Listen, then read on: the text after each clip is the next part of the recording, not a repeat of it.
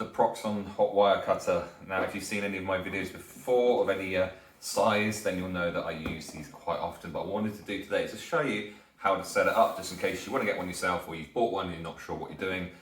It's really simple, and I'll show you a couple of simple hacks to just make your life a little bit easier.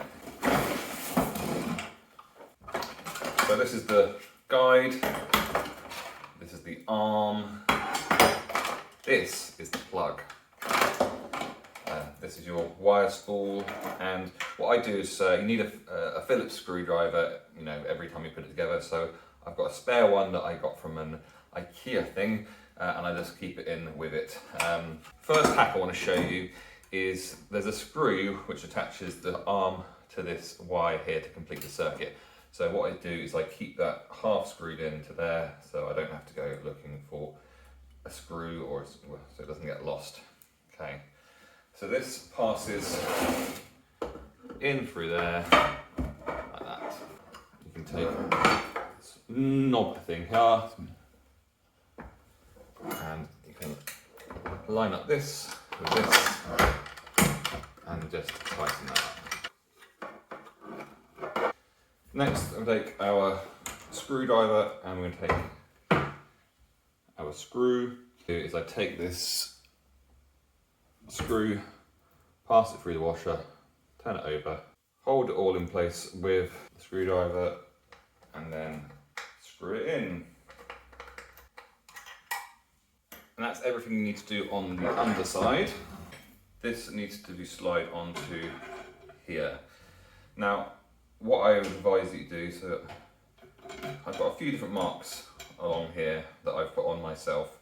So I know that when it is there, this wire will be vertical, and the reason I know that is because what I've done, you put that on, tighten that up. This is on a spool, and this allows you to kind of tighten and loosen it. So you need to put the wire into a hole just here. So to do that, you unscrew this knob at the front, and then pass the wire down through.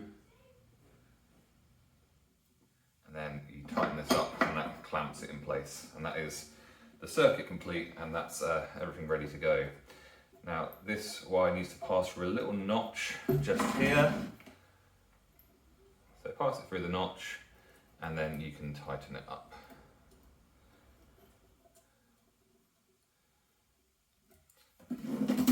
Now, I would advise that when you first set it up, you have a set square of some description, so that you come along and you can hold it up like that and make sure that your wire is set vertical. And once you've got it set vertical, just put a line there, then you know exactly where a vertical is. And I've got a few other lines for, you know, if you've seen my mountains modular board project, you've seen that things were cut at different angles. I was like, well, that's the angle for the bottom layer, that's the middle layer, etc. So that is all set up, apart from just having to be plugged in. So, oh yeah, the guide. So the one thing that's lacking with this is the guide.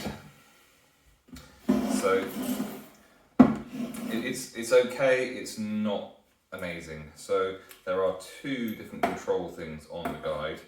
So this controls how setting it in place, and this changes the angle. So you can set it in place where you want to.